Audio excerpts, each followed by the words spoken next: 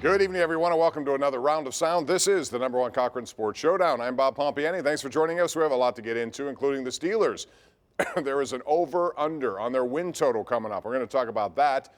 We're also going to get into the trade of Jeff Carter to the Penguins. But the #1 topic tonight on the #1 Cochran Sports Showdown will be the controversial dismissal of Eric Kasparovich and his entire coaching staff at Pine Richland. And here to debate that topic and more, we have Colin Dunlap, 93.7 The Fan, anchor of the morning show, Paul Zeise of the Paul Zeise radio program on 93.7 The Fan and the Post-Gazette, and Josh Yohe, who covers the Penguins. Very outstanding job with the Athletic. So, Paul, let's get right into it. Eric Kasparovich was fired, didn't get a reason. Should he have?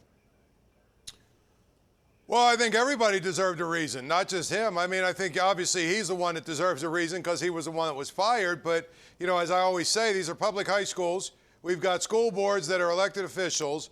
It's a public matter, and the thing about it is they love to hide behind it's a personnel decision and it's private and we don't get into that and we can't comment. That is such a cop-out, and I cannot believe that we still allow that to happen. Somebody should have to answer for this kind of decision. The other part of it is you're basically putting a man's reputation on the line.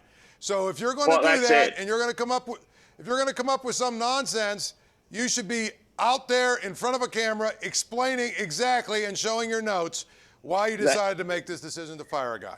That's just it. The people who are residents of the Pine Richland School District should be just as mad at their solicitor as they should be at their superintendent and their assistant superintendent, who, from my view, are on a witch hunt for Eric Kasparovich because of this. They look silly as a school district right now. They look ridiculous as a school district. And the fact that they got rid of someone with what everybody looks like, and if you take everything that's been presented to everybody, both sort of on the record from reporting and then just out there in public, it looks like two men don't like one man, and they forced him out because they don't like how big the football program got. Well, what is everybody else supposed to believe unless you counter that? And they've not countered it with anything. The police have been called. There's been no police intervention with anything in terms of hazing or bullying. That being said, I'm glad I'm not a resident of Pine Richland in this regard, because the solicitor looks foolish. He looks absolutely foolish, and it looks like the people at Pine Richland are wasting their money on a hack attorney because it looks awful for the district that they got rid of somebody highly successful over a jealousy and a grudge. Well, I completely agree, Colin. I have not heard one reason why anyone on this staff should not currently have their jobs. Not one. And between the three of us, we've covered a lot of high school football in our days. We've been around that sport a lot in Western Pennsylvania in the last 20 years. I have not heard one bad word about that program, and I'm guessing you guys have not either.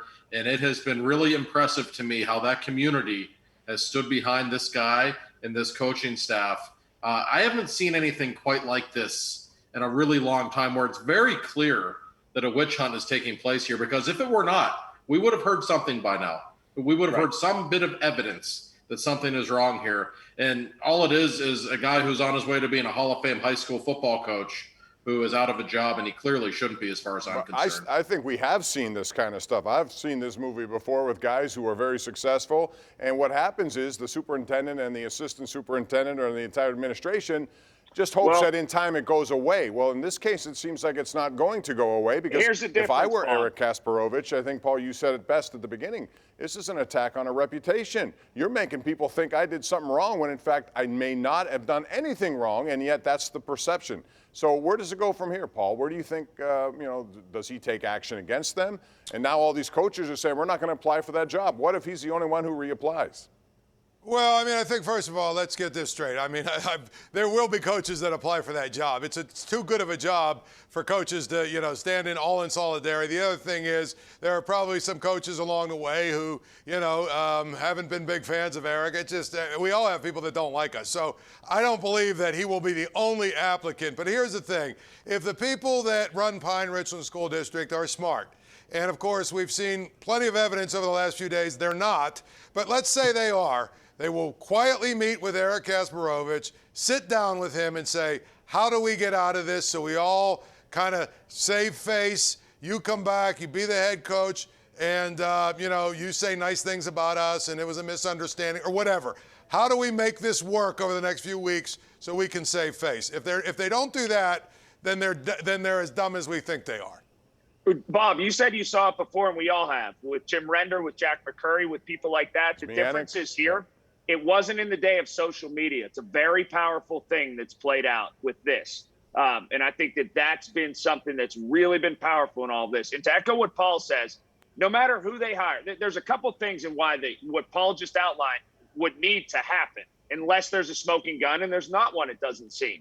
One, those people at Pine Richland, there's some people, they'll have nothing better to do than to go. And that Brian Miller, who's the superintendent, he better wear a helmet and buckle up, because people will be on that lawn every single day protesting until they reinstate Kasparovich.